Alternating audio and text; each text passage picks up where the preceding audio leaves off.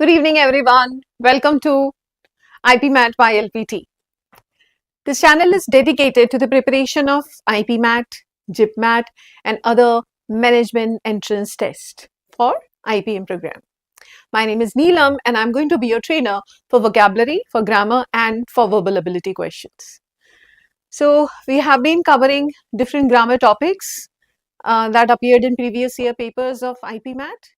Today as well, I'm going to discuss one specific question, and with that, the rule that appeared in that question, we'll discuss that in detail, all the scenarios, and then we will do an exercise based on that rule. Okay, so let's get started. Before that, let me get the clarity about my visibility and audibility. If I am visible to everyone, if you can hear me fine, just send a message in the chat box so that we can start with the session quickly. If you could just drop in a message about my visibility and audibility.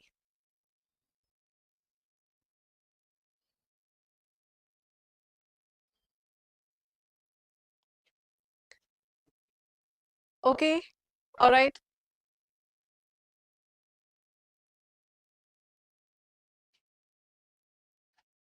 Okay, fine. So let's get started. Look at the screen. There is a specific question which appeared in 2025 IPM, and with this only, um, the examiner tried to test two concepts, right? And we are going to discuss both the concepts today. Okay? So this is not only one concept of grammar, but rather two concepts of grammar are being tested in this specific question. So I'm going to uh, take you to both the rules. Okay? First rule. So the first rule pertains to the rule of one of the, right? Now, whenever you have a phrase like one of the, right? Please remember that you have to put a plural noun after that. Okay? So when you say one of the exams, one of the IIMs, right? So I am Indore is one of the IIMs, or I am Indore is one of the colleges. I am Indore is one of the institutions. So colleges, IIMs, institutions, सभी plural बनाना है आपको. जब भी आप ये construction लेंगे, आप हमेशा नाउन को प्लूरलाइज करेंगे. ठीक है? So because one is selected from a group, so बहुत सारे आईएम्स हैं और इंदौर उसमें से एक है, तो आप एक्चुअली ग्रुप का नाम जब लेंगे तो उसको प्लूरल करेंगे. ठीक है? देखिए, one of the most significant scientific discoveries, तो जो क्वेश्चन है हमारा उसमें जो एरर है that is one of the most scientific discovery. ठीक है? तो वन जब भी आप कंस्ट्रक्शन लेंगे तब हमेशा आप उसके बाद प्लूरल लेंगे. That's the rule. ठीक है? So one of the construction will be followed by plural noun. ठीक है? So that is the rule that you need to remember always. उसके पहले भले ही superlative adjective लग जाए कि one of the most talented actors, right? So Amir Khan is one of the most talented actors. Most लग जाए तब भी one of the construction के बाद हमेशा आपका जो noun होगा वो plural होगा. ठीक है? जैसे law prep is one of those institutions. ठीक है? तो यहाँ पे institutions ही लगेगा. Clear? IPM is one of those exams ही लगेगा. ठीक है? Now if I say IPM is one of the toughest exams, तो भी एग्जाम्स ही होगा, भले आपने toughest लगा दिया वहां पे एडजेक्टिव लगा दिया तो भी वो एग्जाम्स ही रहेगा. तो यहाँ पे कोई कंफ्यूजन नहीं रखना है कि बीच में अगर कोई एडजेक्टिव आ गया तो मुझे नाउन प्लूरल रखना है कि सिंगुलर रखना है. वन ऑफ द कंस्ट्रक्शन में नाउन हमेशा प्लूरल रहेगा, बीच में आप कुछ भी लगा दीजिए. ठीक है? That's the rule. Alright, that's the thumb rule. चलिए देखते हैं. नाउ फर्स्ट सेंटेंस देखिए. Kalpana Chawla was one of the most inspiring astronauts और एस्ट्रोनॉट ऑफ मॉडर्न टाइम्स. देखिए sentences and tell me and type your answers. There are 5 sentences. Tell me what would come in each sentence, please.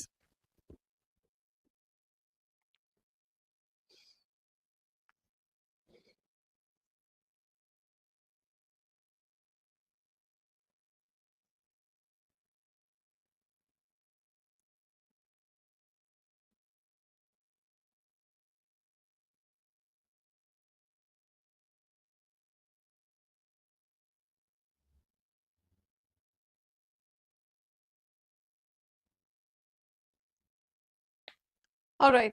So, as I said, one of the construction will always be plural, तो यहाँ पे हो जाएगा Kalpana Chawla was one of the most inspiring astronauts. जैसे मैंने आपको कहा adjective आ जाएगा तो भी उससे आपको डिटर नहीं होना है, it remains plural. This novel is one of the finest examples, one of construction लग गया, फाइनेस्ट लग गया, कोई दिक्कत नहीं है, आपका हमेशा क्या रहेगा, one of the finest examples. ठीक है, नेक्स्ट देखिए, Taj Mahal is one of the most visited monuments. ठीक है, सो प्लूरल हो जाएगा वो। Similarly he is regarded as one of the most reliable witnesses in the case, plural, one of the most reliable witnesses in the case. The judgment is one of the landmark rulings in constitutional laws. ठीक है, so as I have been saying in my all sessions, in all my sessions, that you start speaking the way it is written, you start speaking the way it should be constructed, so that there is a clear sync between what you speak and what you see, what you read. And when there is a sync, whenever an erroneous statement comes before you, you will be able to quickly detect the error.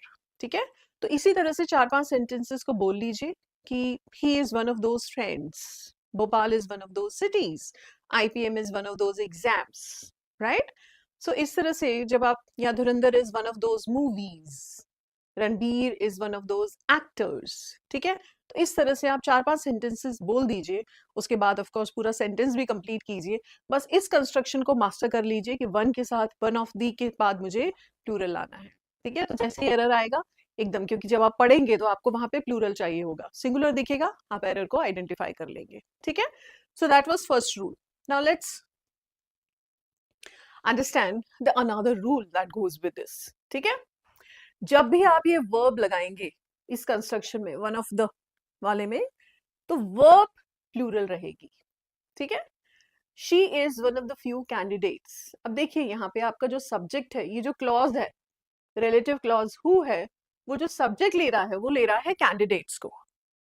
ठीक है, क्योंकि वो subject candidates को ले रहा है, इसी वजह से आपका वर्ब भी यहाँ पे प्लूरल आएगा। She is one of the few candidates who have cleared all stages. आपको ये लग सकता है कि सिंगुलर है मेरा सब्जेक्ट शी, और शी तो सिंगुलर है, वन पर्सन है, तो मेरा वर्ब क्या होना चाहिए, सिंगुलर होना चाहिए। नो, ये शी एक सब्जेक्ट है और इज अनदर वर्ब है, इन दोनों का अग्रीमेंट हो गया, singular subject singular verb, she singular है, इज भी सिंगुलर है, वो दोनों का हो गया। अब ये दूसरा क्लॉज शुरू हो रहा है, और ये वाला जो क्लॉज है, रिलेटिव क्लॉज हु है, वो जो सब्जेक्ट ले रहा है वो ले रहा है कैंडिडेट्स को, कैंडिडेट्स प्लूरल है, इसी वजह से आपका वर्ब भी यहाँ पे प्लूरल आएगा। That's what you have to remember. ठीक है, तो इसमें दो चीजें ध्यान में रखनी है, एक तो ये कैंडिडेट्स प्लूरल होगा जो रूल 1 है, सेकेंड आपकी वर्ब जो है वो भी प्लूरल होगी क्योंकि सब्जेक्ट आपका प्लूरल है। नेक्स्ट देखिए, she is one of the few candidates who, अब ये हु कैंडिडेट्स को ले रहा है, क्योंकि कैंडिडेट्स प्लूरल है तो मेरा वर्ब भी क्या हो जाएगा, plural. Listen, she is one of the few candidates who listen to teachers advice. ठीक है, तो यहाँ पे लिसन प्लूरल है, लिसन सिंगुलर है, आपका प्लूरल वर्ब रहेगा, सो इसलिए लिसन हो जाएगा प्लूरल। ठीक है, ऑलराइट, सो अब इसी को प्रैक्टिस कर लेते हैं क्विकली। देखिए, first, she is one of the students who have, one of the students तो प्लूरल हो गया ये, और क्योंकि ये प्लूरल है तो आपकी वर्ब भी क्या हो जाएगी यहाँ पे, ये उन स्टूडेंट्स में से एक है, she is one of the students who have completed the project on time. ठीक है, तो एक्चुअली इसमें जो कंस्ट्रक्शन है वो ये है, ये उन स्टूडेंट्स में से एक है, कौन से स्टूडेंट्स में से, जिन्होंने प्रोजेक्ट कंप्लीट टाइम पे कर लिए हैं, कर लिए हैं, तब भी आप प्लूरल यूज कर रहे हो। ठीक है, सो यहाँ पे प्लूरल रहेगी वर्ब, ये आपको ध्यान में रखना है। नेक्स्ट देखिए, this is one of the books, कौन सी बुक्स, जो आप क्वेश्चन पूछेंगे, अगर मैं सेंटेंस यहीं तक खत्म कर लूं या यहीं पे इसको वो कर लूं, तो आप जो नेक्स्ट क्वेश्चन पूछेंगे वो पूछेंगे कि कौन सी बुक्स, कौन सी बुक नहीं, कौन सी बुक्स, तो यहाँ पे सेंस जो है वो प्लूरल का आ रहा है। So this is one of the books that explain, plural, the constitution in simple language. ठीक है, so this is one of the books, ये बुक्स ही रहेगा, ये भी प्लूरल हो जाएगा। ऑलराइट, नेक्स्ट देखिए, he is one of the lawyers who argues और हु आर्ग्यू, ये सिंगुलर है, ये प्लूरल है, जैसे मैं आपको बता रही हूँ यहाँ पे, क्योंकि आपका सब्जेक्ट लॉयर्स हो जाता है, इसीलिए आपकी वर्ब भी क्या हो जाती है, आर्ग्यू प्लूरल हो जाती है। He is one of the lawyers who argue constitutional cases before the supreme court. ठीक है, नेक्स्ट देखिए, this is one of the judgments, देखिए ये प्लूरल है, this is one of the judgments that, ये सिंगुलर है, ये प्लूरल है। So this is one of the judgments that set an important precedent for future cases.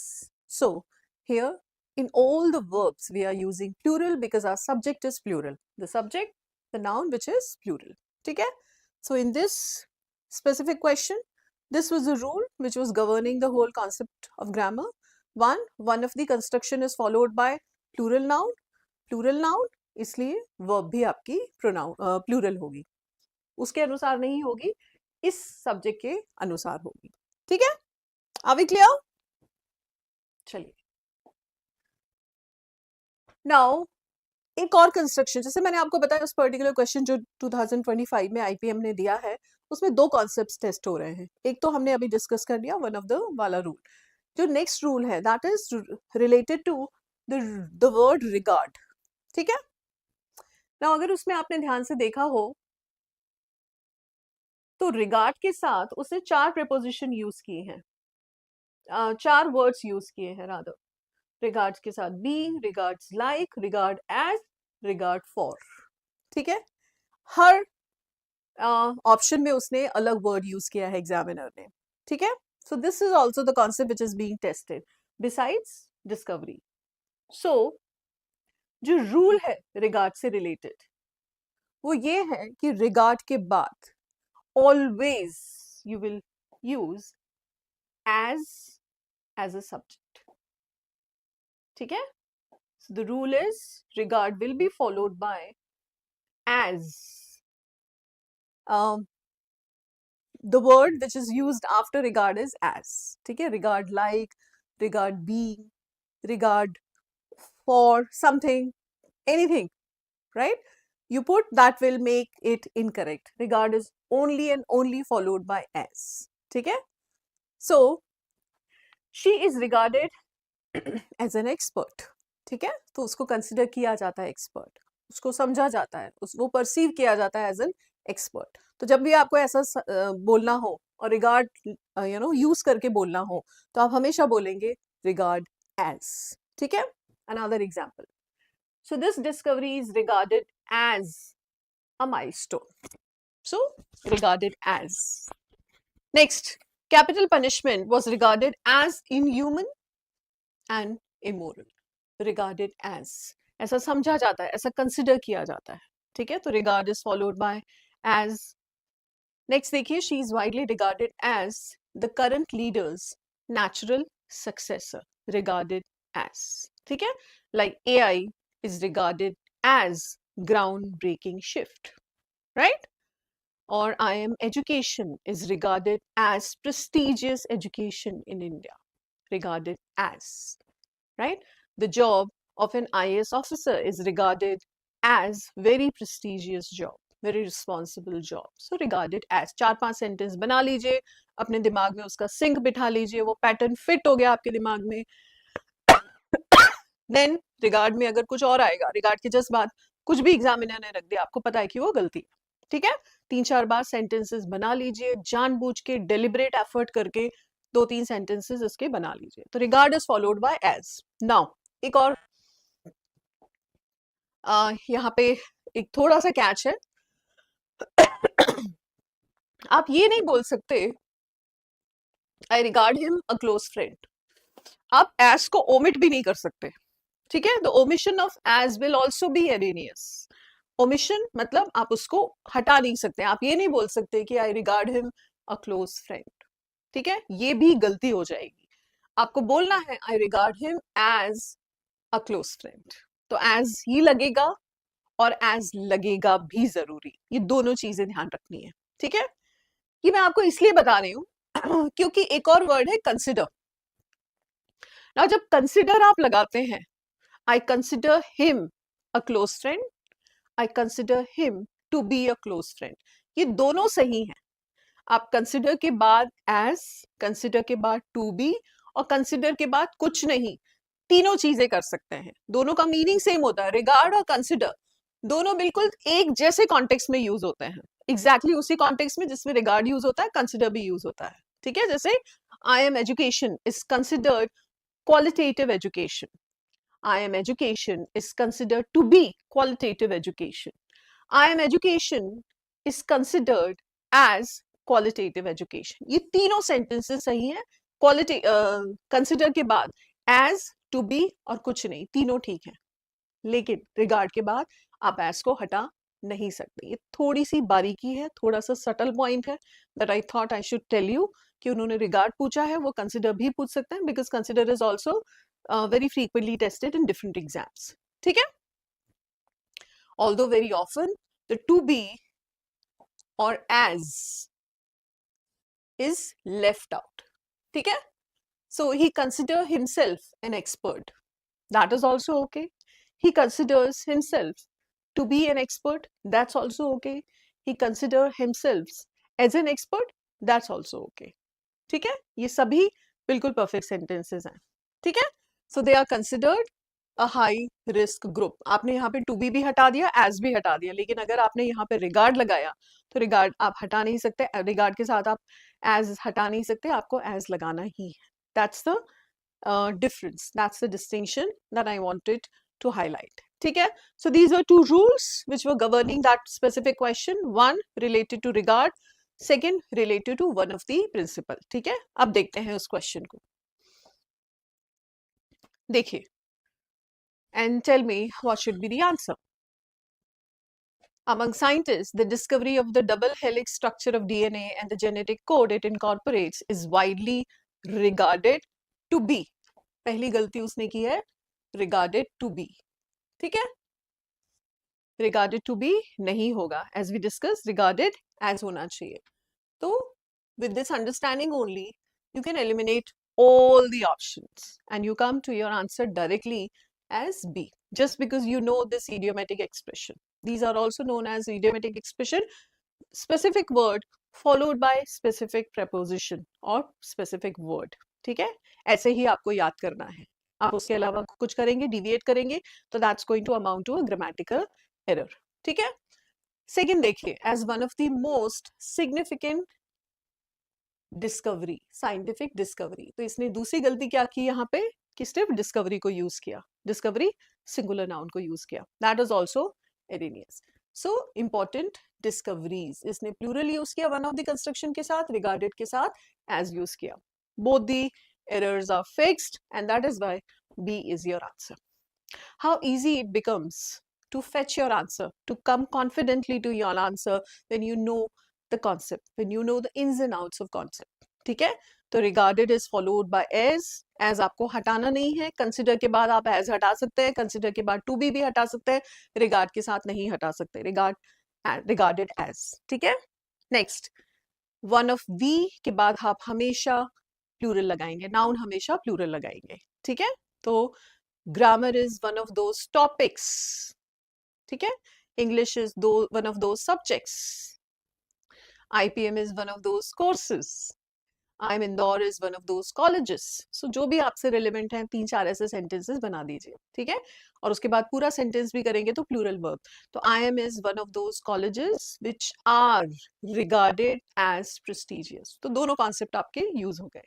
ठीक है, English is one of those subjects which keep confusing students, grammar is one of those topics which keep confusing students. ठीक है, तो keep plural लगाएंगे आप। Clear? I hope you are clear with this, these two rules. Next is going to be our last session in the grammar series.